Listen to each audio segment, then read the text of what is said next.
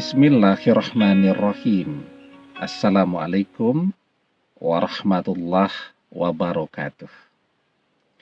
Bapak-bapak, ibu-ibu, mas-mas, mbak-mbak, khususnya adik-adikku sekalian yang dirahmati Allah dimanapun Anda berada.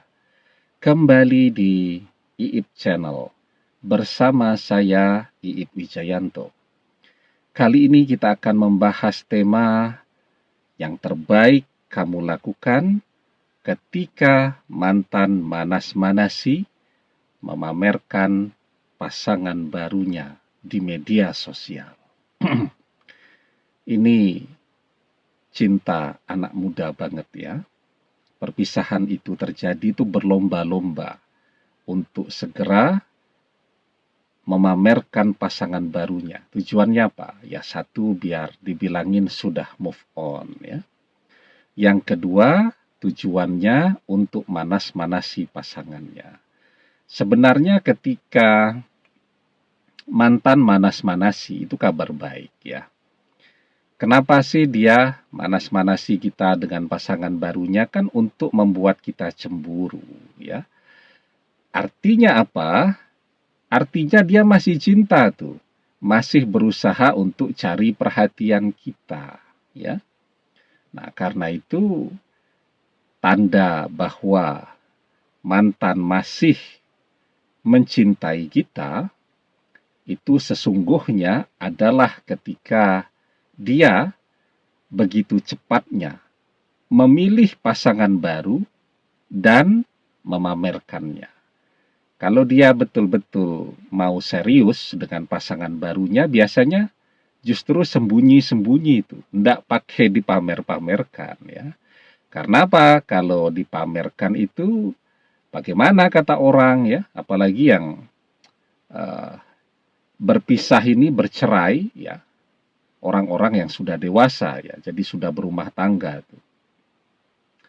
Tahu-tahu misal seorang wanita bercerai belum melewati masa iddahnya, kok sudah menggandeng laki-laki lain, sudah memamerkan pasangan baru, kan jadi rasanan orang tuh. Ya tentu kalau orang yang baik ya, dia menghindarilah. Bercerai saja itu sudah jadi beban untuk dia, apalagi kalau sampai dirasani orang, kok belum melewati masa iddah perceraian, sudah nyari pasangan baru, kan jadi bebannya tambah berat ya. Nah, jadi kalau mau serius ya, misal mulai memilih-milih begitu, ya orang biasanya lebih memilih menyembunyikannya, sembunyi-sembunyi, tidak pamer di media sosial ya. Nah, tetapi ketika orang begitu tergesa-gesa memilih pengganti dan untuk segera memamerkannya di media sosial ya, nah itu sesungguhnya pesannya tadi itu bukan kepada yang lain tapi kepada kita. Dia pengen membuat kita cemburu dan melihat ya bagaimana reaksi kita ketika kita cemburu. Nah, jadi apa yang terbaik yang harus kita lakukan nih ketika mantan terus manas-manasi kita dengan memamerkan pasangan barunya. Nah, sebelum kita bahas lagi lebih jauh, jangan lupa yang belum subscribe untuk memencet tombol subscribe dan menyalakan lonceng notifikasi agar Anda selalu mendapatkan pemberitahuan video-video terbaru dari channel kesayangan kita ini. Dengan subscribe, doa-doa kita selalu terhubung sehingga kita selalu bisa berdoa bersama-sama ya. Dan subscribe itu gratis ya. Nah, jadi sikap terbaik kita. Sebenarnya ketika kita menunjukkan kecemburuan yang luar biasa ya, itu kan yang memang mantan inginkan ya. Tetapi ya, apakah kemudian kecemburuan yang kita tunjukkan itu akan membuat dia menerima kita? Belum tentu juga. Siapa tahu dia manas-manasi itu membuat kita cemburu memang cuman untuk mempermainkan kita saja. ya, mempermainkan perasaan kita biar kita stres, biar kita sedih, dan seterusnya tadi. Nah, kita tentu tidak tahu betul ya, tidak tahu persis sebenarnya apa sih yang diinginkan oleh mantan saat ini. Ya, kalau dia pengen membuat kita cemburu, tandanya dia pamerkan pasangan barunya, ya kan? Tetapi kenapa tidak yang lebih oke saja begitu daripada panas-panasan ya? Langsung saja kepada kita, langsung bicara dari hati ke hati. Kalau memang masih sama-sama saling mencintai untuk kembali bersama, nah kan itu lebih enak tuh daripada panas-panasan seperti itu. Nah, kita mungkin juga bertanya-tanya, di balik sikap mantan yang manas-manasi kita ini tujuannya apa, kan begitu. Nah, kalau kita belum tahu apa yang menjadi tujuan utama mantan, kecuali memang kita dapat bocoran betul ya. Mantan cerita ke sahabat temannya, nah sahabat temannya cerita ke kita kalau dia manas-manasi kita itu agar kita ngejar-ngejar dia, dan sesungguhnya yang bersama dia itu bukan kekasihnya tapi settingan saja. Nah, itu kalau kita dapat bocoran yang begitu, oke lah. Tapi selama kita juga belum yakin betul apa sih tujuan mantan dan apa yang dia inginkan, ya maka sikap yang terbaik adalah kita memilih untuk diam. Diam itu artinya ya tidak usah menunjukkan kecemburuan, ya. Karena apa? Ketika kita menunjukkan kecemburuan tadi, iya, ya. Kemudian kalau mantan memang mau menerima kita. Kalau ternyata ya dia cuman pengen mempermainkan kita, kan kita jadi tidak enak sendiri, ya. Kemudian yang kedua ya, pertama jangan menunjukkan kecemburuan. Nah, kedua, kalau kita jadi marah dan seterusnya tuh, melihat mantan bersama pasangan barunya, itu repot juga tuh. Kita marah-marah terus mantan bilang, "Anda siapa sekarang? Anda kan bukan pasangan saya. Kenapa marah kepada saya?" Nah, itu kan juga jadi tidak enak ya kita ya. Nah, jadi kalau kemudian melihat postingan mantan itu membuat kita jadi sedih, jadi kesal, jadi marah, memang kuncinya tidak usah dilihat. Ya, kita berusaha ya menahan diri kita, menahan rasa ingin tahu kita untuk mengintip media sosial mantan. Kita tahan. Kita puasa mengintip media sosial mantan. Kita puasa melihat media sosial mantan. Bisa tidak? Ya kan ada puasa mata. Nah, itu mata kita ini kita puasakan dulu untuk melihat media sosial mantan.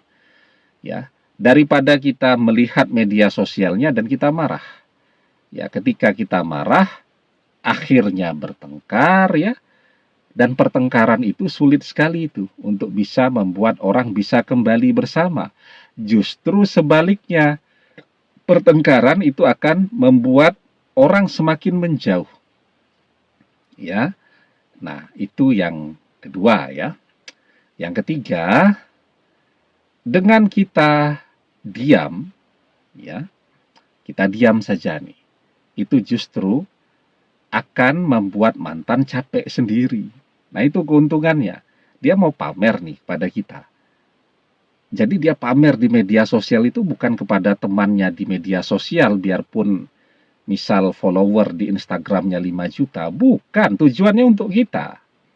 Tapi begitu kita diam saja dan kita abaikan, dia akan capek sendiri itu. Nah, di situ akan kelihatan ketika dia capek, apakah itu betul-betul pilihannya untuk bersama orang itu, ataukah itu cuma settingan untuk manas-manasi kita, kan capek sendiri.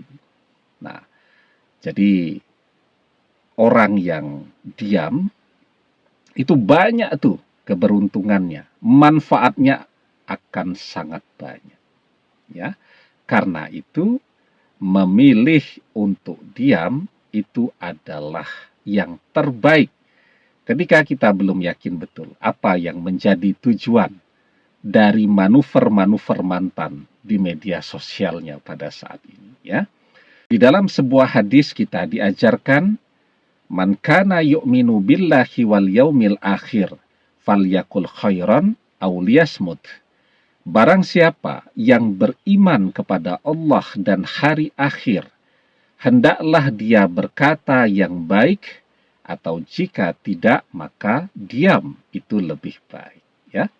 Jadi ketika mantan tergesa-gesa memamerkan pasangan barunya di media sosial, itu bisa jadi pertanda baik karena dia masih cinta dan pengen membuat kita cemburu, ya.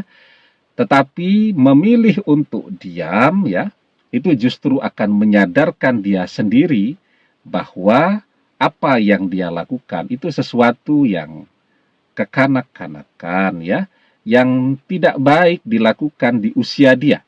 Nah, itu yang akan menyadarkan dia sendiri, ya. Artinya apa? Kalau memang masih cinta, lebih baik dia datang langsung. Dia telepon, kemudian dia bicara kepada kita. Hari itu juga bisa bersama lagi, kan? Kalau memang masih cinta, daripada harus main panas-panasan begitu tadi, ya. Lah, kalau terus, ya, mantan mempertahankan sifatnya yang kekanak-kanakan ini tadi, terus ke depannya setiap ada persoalan dengan kita, ya, ya terus tuh akan pakai pola itu terus, ya, dan itu akan menjadi sesuatu yang sangat melelahkan. Jadi dengan mendiamkan itu adalah cara kita mendidik mantan agar menjadi seseorang yang lebih dewasa. Karena cinta itu harus dimanajemen dengan kedewasaan. Dan itulah yang akan bisa membuat seseorang bertahan selamanya bersama orang yang ia cintai. Memanajemen cinta itu dengan kebijaksanaan, dengan kedewasaan. Demikian, semoga bermanfaat. Wallahu a'lam bishawab, billahi taufik wal hidayah. Assalamualaikum warahmatullahi wabarakatuh.